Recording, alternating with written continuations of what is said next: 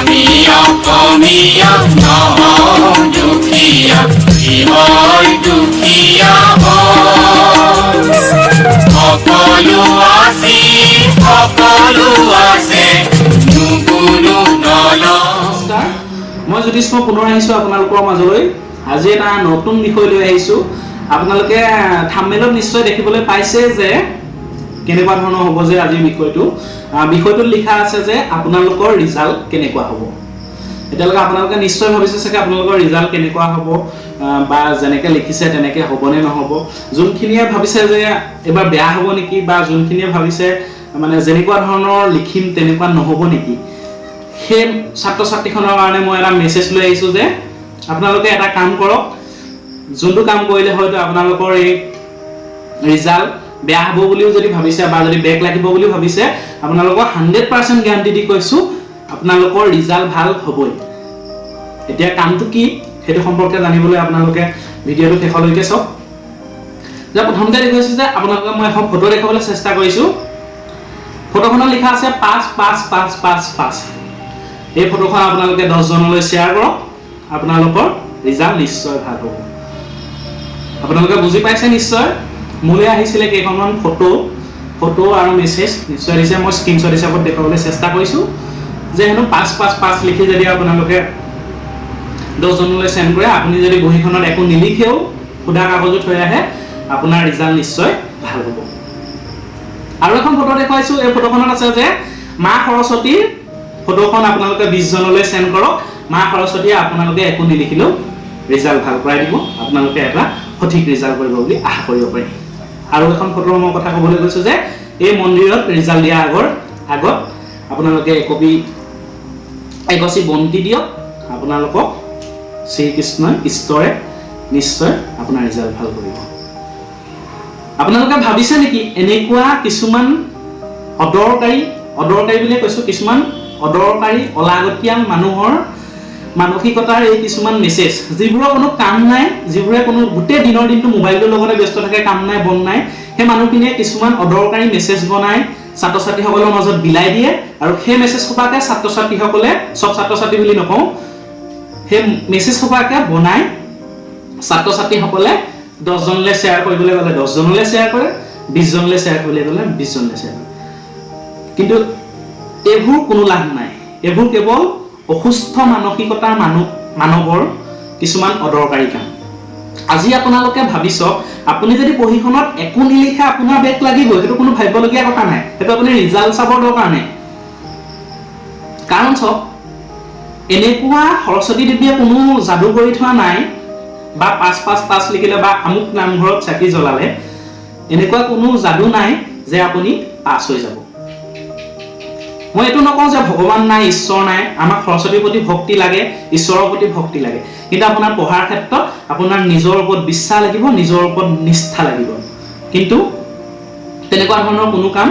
Message send কৰাৰ যোগেদি হ'ব আজি জাপান ক'ত আছে আজি নাছাই ভাবি আছে মঙ্গল গ্ৰহত থকাৰ কথা মঙ্গল গ্ৰহত গৈ ৰবট পঠিওৱাৰ কথা চিন্তা কৰি আছে তাত গৈ ঘৰ বনোৱাৰ কথা চিন্তা কৰি আছে আৰু আমাৰ কিছুমান প্ৰত্যেককে নকওঁ ভাৰতীয় হওক অসমীয়াই হওক মেছেজ সেন্ড কৰিলে ভাল দিন আহিব ভাল ৰিজাল্ট আহিব সুখৰ দিন আহিব তাৰ লগত বাট চাই জীৱন নিৰ্বাহ কৰি আছে হোৱাটছআপৰ লগত ফেচবুকৰ লগত ইনষ্টাগ্ৰাম টুইটাৰৰ লগত মেছেজ খেল কৰি থাকিবলৈ পোৱা গৈছে আপোনালোকে যদি সঁচাকৈ ভালদৰে পঢ়িছে আপোনালোকৰ ব্যক্তিগত জ্ঞানেৰে শিক্ষক শিক্ষয়িত্ৰীৰ পৰা পোৱা জ্ঞানেৰে কিতাপ অধ্যয়নৰ যোগেদি পোৱা জ্ঞানেৰে যদি আপোনালোকে পঢ়িছে আপোনালোকৰ নিশ্চয় এটা ভাল ৰিজাল্ট হ'ব মোৰো সকলোলৈকে শুভেচ্ছা থাকিল কিন্তু যদি আপোনালোকে নাই পঢ়া আপোনালোকৰ কোনো জ্ঞান নাই বুলিয়ে কৈছোঁ মই পৰীক্ষাৰ বহীত লিখিবলৈ সক্ষম হোৱা নাই তেনেহ'লে আপোনালোকৰ এটা ভাল ৰিজাল্ট নহয় বেক লাগিব কিন্তু তাৰ বাবে এইবোৰ অদৰকাৰী মেছেজ সেন্ড কৰি কোনো ধৰণৰ লাভ নাই পঢ়াত মই এইটো কৈছোঁ বহুত ভাল পঢ়াত মানে চোকা লোৱা দেখিছোঁ যে 70% পোৱা 80% পোৱা 85% পোৱা ষ্টুডেণ্টেও কিন্তু এনেকুৱা মেছেজ মোলৈ সেন্ড কৰিছে যে এই মেছেজটো 10 জনলৈ শ্বেয়াৰ কৰক ৰিজাল্ট ভাল হ'ব তেওঁলোকৰ মানসিকতা কেনেকুৱা ভাল ৰিজাল্ট কৰিছে মই মানি লৈছোঁ 85% লৈছোঁ মোৰ কাৰণেতো বহুত ওপৰত যে এটা ডিষ্টিংশ্যন নম্বৰে হয় কিন্তু সেই ছাত্ৰজনে যেতিয়া এনেকুৱা এটা মেছেজ সেন্ড কৰে সেইটো মই কি বুজিম তেওঁতো যথেষ্ট জ্ঞানী আমাতকৈ বহুততকৈ বহুগুণে শিক্ষিত সেই মানসিকতাটো কিন্তু তেওঁলোকে নিজেই নিজক শুধৰোৱা উচিত বুলি মই ভাবোঁ। আৰু এটা কথা, যদি আপোনালোকে সঁচাকৈ পঢ়িছে তেনেহ'লে পাছ হ'ব, যদি নাই পঢ়া তেনেহ'লে ৰিজাল্ট বেয়া আহিব, বেক লাগিব। কিন্তু তাৰ কাৰণে এনেকুৱা ধৰণৰ ফাল্টু অদৰকাৰী কিছুমান মেছেজ চেণ্ড নকৰিব। আৰু এটা কথা কওঁ যে এটা কথা হ'ল যে ৰিজাল্ট কোন তাৰিখে দিব তাক লৈ এতিয়া ছাত্ৰ ছাত্ৰীসকলৰ মাজত খেলি মেলি লগা দেখিবলৈ পোৱা গৈছে। কেলে এনেকুৱা কিছুমান চাব দেই, কিছুমান মানসিকতাৰ ছাত্ৰ ছাত্ৰী বুলিয়ে কৈছোঁ, হয়তো নিশ্চয় এইটো ছাত্ৰ ছাত্ৰীৰ কামেই হ'ব, যে এখন বাতৰি কাকতৰ ফটো, ডেটটো আছে 8 জুলাই,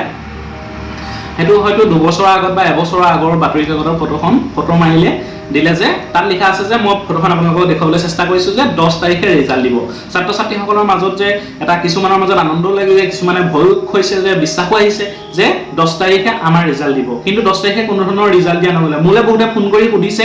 যে এইটো সঁচা নে মিছা নে, ময়ো নাজানো, কাৰণ তাত কোনো ধৰণৰ বাতৰি কাকতখনতো মেইন যোনটো হেডলাইন সেইটো ফটো মাৰি দিয়া হৈছে, গতিকে তাত 8 আগষ্ট লিখা আছে, 8 আগষ্ট তাৰিখে দিছে। কিন্তু এইটো এটা ফেক নিউজেই। এইটো কিন্তু অসুস্থ মানসিকতাৰ ছাত্ৰ ছাত্ৰীৰ মাজৰে কাম। প্ৰত্যেকজনকে অসুস্থ মানসিকতা বুলি নকওঁ, যোনে বস্তুটো ফটো মাৰি দিছে তেওঁৰ কথা কওঁ। কাৰণ চাওক, আজি 10 জনলৈ শ্বেয়াৰ কৰাৰ পিছত কিন্তু বেলেগ ছাত্ৰ ছাত্ৰীয়ে সেইটো কথা গম নাপায় যে সঁচাকৈ হয়তো ৰিজাল্ট দিব বুলি ভাবিছে, তেওঁলোকে আশা কৰিছে। তাৰপিছত গম পাবলৈ পালোঁ যে জুলাই 3য় সপ্তাহত ৰিজাল্ট দিব, আৰু এতিয়া যে সম্পূৰ্ণ ডিচিশ্যনটো আহি পাইছে যে জুলাই 14 তাৰিখে ৰিজাল্ট দিয়াটো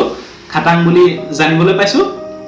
সকলো ছাত্ৰ ছাত্ৰী ইতিমধ্যে চাগে ৰিজাল্টটো পাইছে, যদি নাই পোৱা এইটো ডেটেই সত্য হয় বুলি আমি জানিছোঁ এতিয়ালৈকে। আৰু আপোনালোকৰ যোনকেইটা ৱেবছাইটৰ যোগেদি নিজৰ ৰিজাল্ট চাব পাৰিব, যেতিয়া এতিয়ালৈকে আপোনালোকে ৱেবছাইটকেইটা পোৱাও নাই, মই মোৰ একেবাৰে শেষত দি দিম, লগতে মোৰ ভিডিঅ'টোৰ ডেছক্ৰিপশ্যনত দি দিম। আপোনালোকে ৱেবছাইটকেইটাত গৈ আপোনালোকৰ নিজৰ ৰিজাল্ট চাব পাৰিব। আৰু লগতে সকলোলৈকে শুভেচ্ছা থাকিল যাতে আপোনালোকে এটা ভাল ৰিজাল্ট কৰক, যিমান পাৰে সিমান আগবাঢ়ি যাওক। ইয়াকে ক'লোঁ,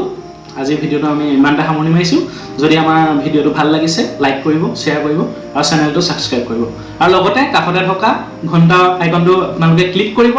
যাতে আমাৰ পৰৱৰ্তী ভিডিঅ'সমূহ আপোনালোকৰ ন'টিফিকেশ্যনত আহে, আৰু আপোনালোকে যাতে আমাৰ কোনো ভিডিঅ' মিছ নকৰাকৈ আপোনালোকে চাই থাকিব পাৰে। ধন্যবাদ।